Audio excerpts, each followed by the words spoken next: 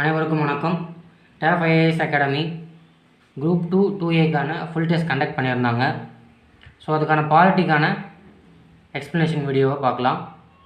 First question, அடிப்படை கடமைகள் பற்றி பின்வரும் கூற்றுகளை கருத்தில் கொள்க. அடிப்படை கடமைகள் நீதிமன்றங்களால் நடைமுறைப்படுத்தக்கூடியவை. அடிப்படை கடமைகள் நீதிமன்றங்களால் நடைமுறைப்படுத்த முடியுமா? முடியும். சரியா? காடுகள், ஏரிகள், ஆறுகள், வனவிலங்குகள், உயிரினங்கள் அடங்கிய இயற்கை சுற்றுச்சூழலாம் பாதுகாக்கணும் அப்படின்லாம் சொல்கிறாங்க இல்லையா? அதான் நீதிமன்றங்களால் நடைமுறைப்படுத்தக்கூடியது தானே. ஓகேவா? ஆப்ஷன் 1 கரெக்டு தான். கூற்று 1 கரெக்டு தான். 2, அனைத்து அடிப்படை கடமைகளுமே ஒரே ஒரு அரசியலமைப்பு திருத்தச் சட்டத்தின் மூலமாகவே அரசியலமைப்பில் சேர்க்கப்பட்டன இல்லையா? அதுவும் கரெக்டு தான். அடிப்படை கடமைகள் நம்ம எங்கேருந்து எடுத்தோம்? ரஷ்யாவிலேருந்து எடுத்தோம். ஃபஸ்ட்டு எங்கேருந்து எடுத்தோம்? ரஷ்யாவிலேருந்து தான் அடிப்படை கடமைகளை நம்ம எடுத்தோம். சரியா? இது எந்த ஆண்டு? 1976 காங்கிரஸ் சர்தார் சரண் சிங் கமிட்டி அமைத்தது. ஓகேவா? 1976 சர்தார் சரண் சிங் கமிட்டி.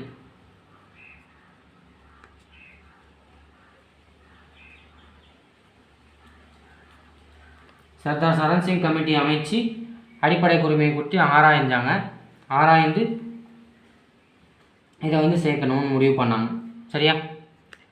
42வது சட்ட திருத்தம் 96 தான் 10 கடமைகளை சேர்த்தாங்க. 51 ஏன். சரியா? ஸோ 1 சரி 2 சரி.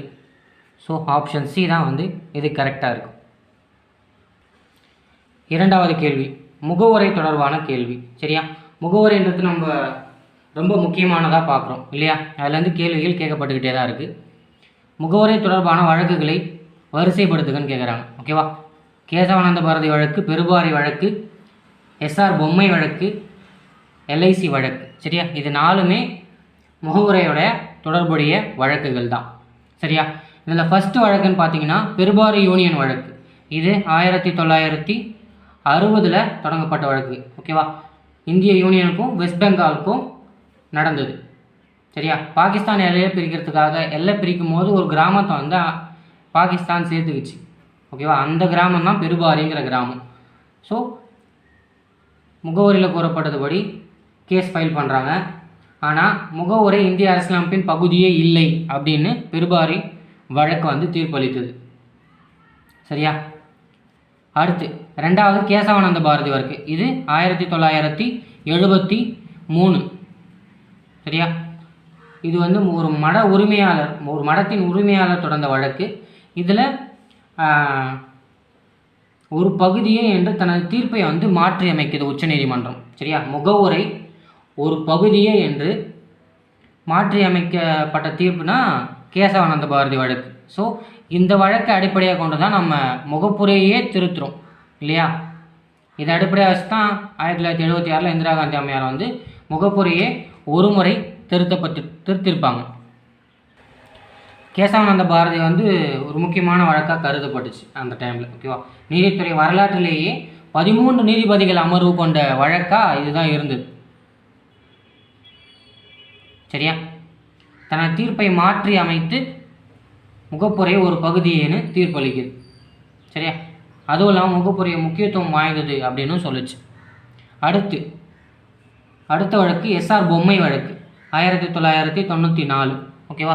ஸ்டேட் எமர்ஜென்சிலாம் இப்போ இல்லாமல் போனதுக்கான முக்கிய காரணம் எதுனா பொம்மை வழக்கு. ஓகேவா? மாநிலங்களை சட்ட ஒழுங்கு பிரச்சனை காரணமாக டிஸ்மிஸ் பண்ணக்கூடாதுன்னு பொம்மை வழக்கு சொன்னதன் காரணமாகத்தான் மாநிலங்கள்லாம் தப்பிச்சிக்கிட்டு இருக்கு. இல்லைனா அடிக்கடி மாநில நெருக்கடியை சந்திக்க வேண்டியிருக்கும் பல மாநிலங்கள். சரியா? ஓகே. எஸ்ஆர் பொம்மை வழக்கம் அடிப்படை உரிமைகள்ன்ற முகவுரை அரசியலமைப்பின் ஒரு பகுதியே என்று மீண்டும் ஒரு முறை கூறுது. சரியா? அடுத்து எல்ஐசி வழக்கு 1995. இதுவும் முகப்புரை ஒரு பகுதியேன்ட்டு உறுதிபட தெரிவித்த வழக்கு எதுன்னு கேட்டால் எல்ஐசி வழக்கு. So Berubari first, Kesavananda Bharati second, Bommai third, LIC fourth. சரியா? 3, 1, 2, 4. ஆப்ஷன் எங்கே இருக்குது? Option B.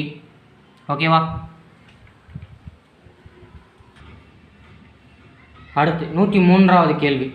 இந்தியாவில் மாநில அரசாங்கங்களுக்கான நடைமுறைகளை பற்றி விளக்கும் அரசியலமைப்பின் பகுதி மற்றும் சட்டப்பிரிவு எது?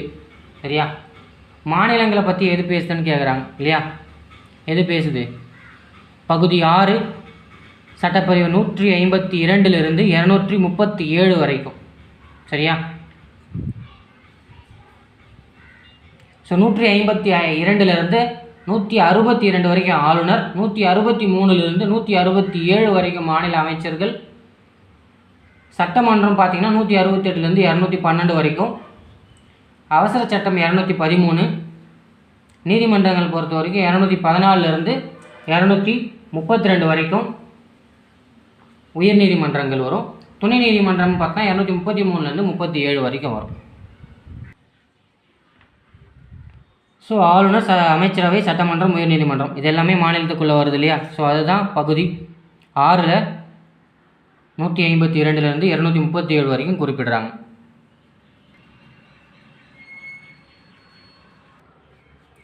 நூற்றி 4வது கேள்வி. நாடு முழுவதும் பொதுவான சிவில் சட்டத்தை கொண்டு வருதல் விதி இடம்பெற்றுள்ள பகுதி. சரியா, யூனிஃபார்ம் சிவில் கோடு.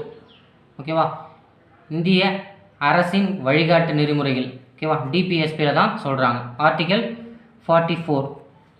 சரியா, இந்த பொது சிவில் சட்டத்தை தான் கொண்டு வர இந்திய அரசு முயற்சி பண்ணிக்கிட்டு இருக்காங்க இல்லையா?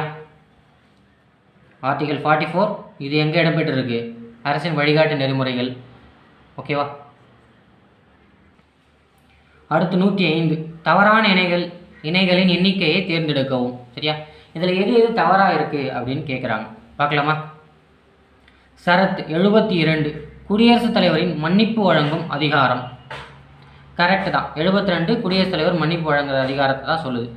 சரத் 75 அமைச்சர்கள் குழு குடியரசுத் தலைவருக்கு உதவுதல் மற்றும் ஆலோசனை வழங்குதல். ஓகேவா, இது 75 இல்லை, இது 74. ஸோ அப்போ 75 என்ன சொல்லுது? பிரதமரை குடியரசுத் தலைவர் நியமிக்கிறார் அப்படின்னு சொல்கிறது தான் விதி 75.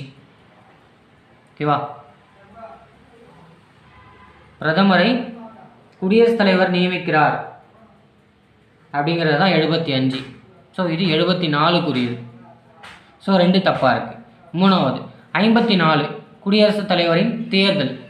ஆமாம், 54 குடியரசுத் தலைவர் தேர்தலை பற்றி தான் குறிப்பிடுகிறது. 54 3 சரி. அடுத்த 4 சரத்து 111 மசோதாவுக்கு ஒப்புதல் அளித்தல். ஆமாம், குடியரசுத் தலைவர் மசோதாவுக்கு ஒப்புதல் அளிக்கிறது 111வது சரத்து தான். சரியா, எத்தனை இணைகள் தவறாக இருக்குது? ஸோ ஒரே இணை தான் அதில் தவறாக இருக்குது. ஓகேவா, 75க்கு பதிலாக 74க்கு பதிலாக 75 கொடுத்துருக்காங்க. So option B.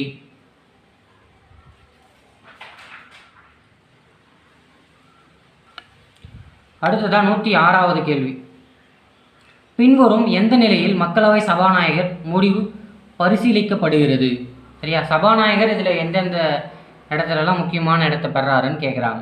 சரியா, 1 ஒரு மசோதா பண மசோதாவா இல்லையா என்பதை தீர்மானிக்கிறது. ஓகேவா, ஒரு மசோதா பண மசோதாவா இல்லையான்னு தீர்மானிக்கிறது யார்? சபாநாயகர் தான் இல்லையா? 1 கரெக்ட்.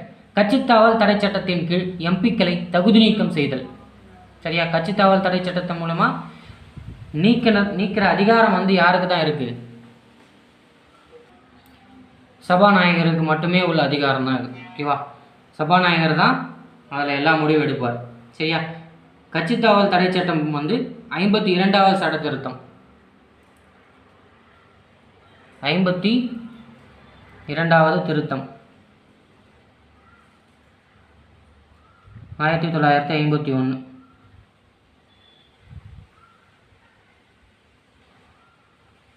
எண்பத்தஞ்சுங்க 85. சரியா, 52வது சட்ட திருத்தம் 1985 இந்த கட்சித்தாவல் தடை சட்டத்தை கொண்டு வந்தாங்க. ஓகேவா, 85 யார் பிரதமராக இருந்தார்? நம்ம ராஜீவ்காந்தி இருந்திருப்பார். அவர் தான் கட்சித்தாவலை தடை செய்யணும் அப்படின்னு சொல்லிட்டு முடிவு பண்ணி சட்ட திருத்தத்தை கொண்டு வந்திருப்பார்.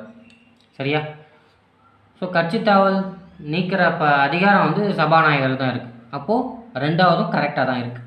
3வது இரு அவைகளின் கூட்டத்தை அழைப்பது குறித்து முடிவு செய்தது. சரியா, கூட்டம் நடந்தால் அதுக்கு தலைமை ஏற்கிறவர் தான் சபாநாயகரை தவிர கூட்டத்திற்கு அழைக்கிறதுக்கு அதிகாரம் பெற்றவர் வந்து சபாநாயகர் இல்லை. அவர் முடிவு பண்ணாலாம் நடக்காது இல்லையா? ஸோ கூட்டத்தை யார் முடிவு பண்ணணும்னா குடியரசுத் தலைவர் தான் முடிவு பண்ணுவார்.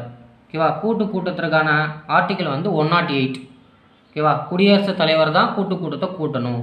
அப்படி குடியரசுத் தலைவர் கூட்டத்தை கூட்டும் பட்சத்தில் மக்களவை சபாநாயகர் தலைமை ஏற்பார் இல்லையா?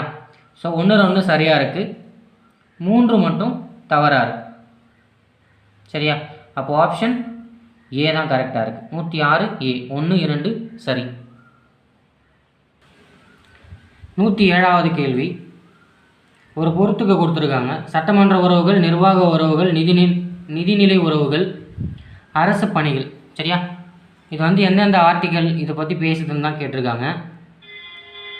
ஸோ சட்டமன்ற உறவுகள் ஓகேவா, சரத்து 245லேருந்து 255 வரைக்கும் பேசும். சரியா? ஏக்கு 3. ஸோ பி சியில் இருக்குது. ஸோ நிர்வாக உறவுகள்னு பார்த்தோன்னா இதுக்கு அடுத்தது தான் 56லேருந்து 63 வரைக்கும். சரியா? 3, 4.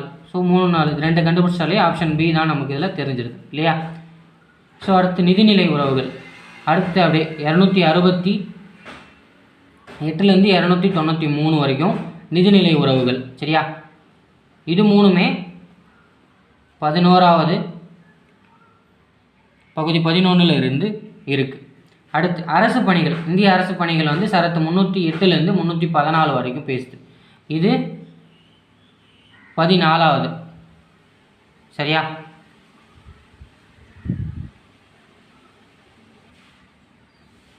ஸோ 107க்கு ஆப்ஷன் பி. அடுத்து போகலாமா?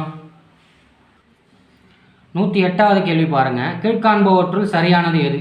இந்திய தேர்தல் ஆணையம் இங்கிலாந்தின் தேர்தல் முறையை பின்பற்றி ஜனவரி 25, 1950 துவங்கப்பட்டது. சரியா? ஜனவரி 25, 1950 தான் இந்திய தேர்தல் ஆணையம் தொடங்கப்பட்டது. அதனால தான் ஜனவரி 25 வாக்காளர்கள் நாளாக நம்ம கொண்டாடுறோம் இல்லையா? ஸோ ஃபஸ்ட்டு ஒன் கரெக்டு தான். பாராளுமன்றத்தின் சபாநாயகருக்கு இணையான ஊதியம் பெறும் தேர்தல் ஆணையர்கள் குடியரசுத் தலைவரால் நியமிக்கப்படுகிறார்கள். சரியா? தேர்தல் ஆணையர் வந்து சபாநாயகருக்கு இணையான ஊதியம் இல்லைங்க, உச்சநீதிமன்ற நீதிபதிக்கு நிகரான ஊதியம். சரியா? ஸோ செகண்டு தப்பாக இருக்குது. மாநில தேர்தல் ஆணையரை மாநில அமைச்சரவையின் பரிந்துரையின் கீழ் ஆளுநர் நியமிக்கிறார். அப்படி தானே? கரெக்டு தானே? 3வது சரி. இப்போ மாநில தேர்தல் ஆணையராக யார் இருக்கா? ஜோதி நிர்மலா இருக்காங்க இல்லையா? ஸோ அடுத்து வட்டார தலைமை தேர்தல் ஆணையர் குடியரசுத் தலைவரால் நியமனம் செய்யப்படுகிறார். இப்போ தமிழக தலைமை தேர்தல் ஆணையர் யார்? சத்யபிரகாஷ் சாஹூ இருக்கார் இல்லையா? அப்போது 1, 3, 4. ஓகேவா? 1, 3, 4 சரி. எங்கே இருக்குது ஆப்ஷன்? 7 இருக்குது. ஓகேவா? ஸோ ஜனவரி 25, 1950 தான் தொடங்கப்பட்டது உச்சநீதிமன்றம். ஸோ இந்திய தேர்தல் ஆணையம் பாராளுமன்றம் வந்து உச்சநீதிமன்ற நீதிபதியுடைய சம்பளம் தான் வந்து தேர்தல் ஆணையரும் கொடுக்குறாங்க. ஸோ அதுதான் இங்கே சபாநாயகர்னு கொடுத்துருக்காங்க. அது மட்டும்தான் தப்பாக இருக்குது. 109 அரசியலமைப்புக்கு உட்பட்டு தீர்வு காணும் உரிமைன்னு சொல்லிட்டு நம்ம படிச்சிருப்போம். ஆர்டிகல் 32 அம்பேத்கர் ஐயா அவர்களால் இந்திய அரசியலமைப்பின் இதயம் மற்றும் ஆத்மா அப்படின்னு சொன்னது இல்லையா? ஸோ 5 வகை நீதி பேராணைகளை வெளியிடுகிறது. ஓகேவா? ஆட்கொணர்வு நீதி பேராணை, கட்டளையுறுத்தும் நீதி பேராணை, தடையுறுத்தும் நீதி பேராணை, ஆவணக்கேட்பு நீதி பேராணை, தகுதிமுனை விரவும் நீதி பேராணை நம்ம படிச்சிருப்போம் இல்லையா? ஸோ அதுலேருந்து தான் இந்த கேள்வி வந்திருக்கு. சரியா? நெறியுறுத்தும் நீதி பேராணை. சரியா? ஆவணக்கேட்பு நீதி பேராணை தான் நெறியுறுத்தும் நீதி பேராணைன்னு கொடுத்துருக்காங்க. ஓகேவா? இது என்ன? சான்றளித்தல். ஸோ 1 கரெக்டாக இருக்குது. ஆட்கொணர்வு நீதி பேராணை. ஓகே, அது பார்த்தா அது நல்லாவே தெரியும் ஒருவரை கொண்டு வருறதான்ட்டு. ஸோ இது தப்பாக இருக்குது. தடையுறுத்தும் நீதி பேராணை, தடுத்தல் நிறுத்துதல். ஓகேவா? ஸோ 1, 3 சரியாக இருக்குது. 4வது எப்படி இருக்குது? செயலுறுத்தும் நீதி பேராணை. ஓகேவா? செயலுறுத்தும் நீதி பேராணை தான் கட்டளையுறுத்தும் நீதி பேராணைன்னு சொல்கிறோம். 2 நாளும் 1 தான் இல்லையா? ஸோ இதை வந்து கட்டளையிடுதல். ஒரு மனுதாரர் சட்ட உதவியை சம்மந்தப்பட்ட இடத்தில் செஞ்சுக்கிறதுக்காக இல்லையா? ஸோ 2, 4 மாறி இருக்குது. ஸோ அப்போ 1, 3 தான் சரியாக இருக்குது. ஆப்ஷன் பி 109க்கு கரெக்டாக இருக்குது. அடுத்து உள்ளாட்சி அமைப்புகளிலிருந்து கேட்கப்பட்ட கேள்விகள். பல்வேந்திரா மேத்தா குழு 1957, அசோக் மேத்தா குழு 1977, GVK ராவ் 1985, LM சிங்வி 1986. ஓகேவா? இது எல்லாமே பஞ்சாயத்து அமைப்பை உருவாக்குறதுக்காக அமைக்கப்பட்ட குழுக்கள்னு சொல்கிறோம். சரியா? பல்வேந்திரா மேத்தா குழு என்ன சொன்னாங்க? 3 அடுக்கு பஞ்சாயத்து. ஸோ 1 3ல் வருது. அசோக் மேத்தா 2 அடுக்கு பஞ்சாயத்து அமைப்பு. GVK ராவ் என்ன சொன்னார்? உள்ளாட்சி அமைப்புகளை வேறற்ற பொருட்கள் என்று விமர்சனம் செய்கிறார். இல்லையா? உள்ளாட்சி அமைப்புகள் வேறற்ற பொருட்கள். அவங்களுக்கு நீங்கள் நிதிநிலை கொடுத்தா தானே அவங்க ஏதாவது பண்ண முடியும். இல்லையா? ஸோ நீங்கள் அரசியலமைப்பு ரீதியான அங்கீகாரம் கொடுத்தால் மட்டும்தான் உள்ளாட்சி வளர முடியும் அப்படின்னு சொன்னார். ஓகேவா? அதனால்தான் உள்ளாட்சி அமைப்புகள் வேறற்ற பொருட்கள் என்று விமர்சனம் செஞ்சார். LM சிங்வி 73 மற்றும் 74வது அரசியலமைப்பு திருத்த சட்டங்களை உருவாக்க மிகவும் உறுதுணையாக இருந்தவர் அவர் தான். இல்லையா? ஸோ ஆப்ஷன் எங்கே இருக்குது? 3 4 2 1. Option D. ஸோ இது இல்லாமல் இன்னும் 2 குழுக்கள் இருக்குது. 1988 BK தும்கோ குழு அப்படிங்கிற ஒரு குழு இருக்குது. 88 காட்கில் குழு அப்படிங்கிற குழுவும் இருக்குது. ஓகேவா? அடுத்து 111வது கேள்வி. பின்வரும் இணைகளில் கருத்தில் கொள்க. சரத்து 260 நிதி ஆணையம்னு கொடுத்துருக்காங்க. 260 நிதி ஆணையமா? கிடையாது, 280 தான் நிதி ஆணையம். ஸோ ஃபஸ்ட்டு தப்பாக இருக்குது. 275 மாநிலங்களுக்கு மானியம் வழங்குதல். ஆமாம், செகண்ட் கரெக்டாக தான் இருக்குது. தேர்டு 272 மாநிலங்களுக்கு இடையான குழு. இல்லை, மாநிலங்களுக்கு இடையான குழு என்ன? 263. ஸோ 262 என்ன? நதிநீர் பிரச்சனை. இல்லையா?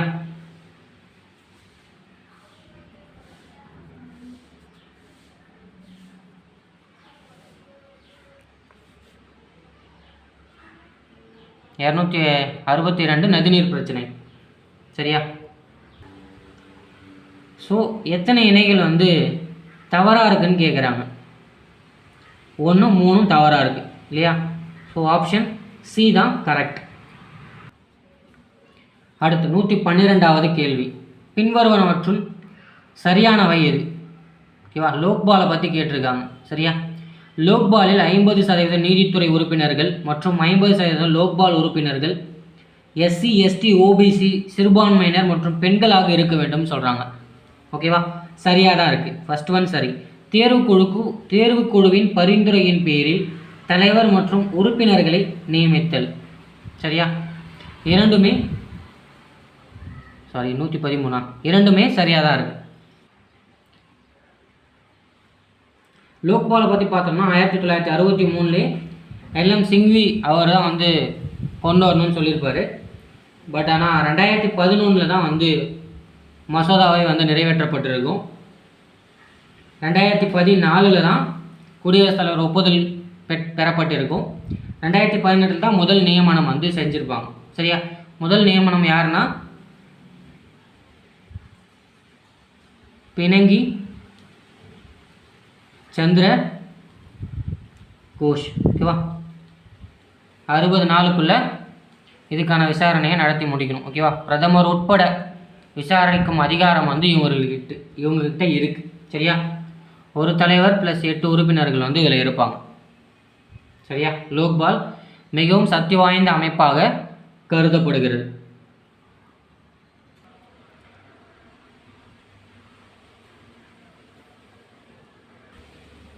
நூற்றி 13வது கேள்வி. கீழ்காணும் இணைகளில் எத்தனை இணைகள் சரியாக பொருந்தியுள்ளது என்று கண்டறிக. சரியா?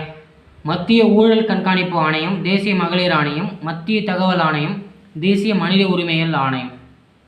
சரியா?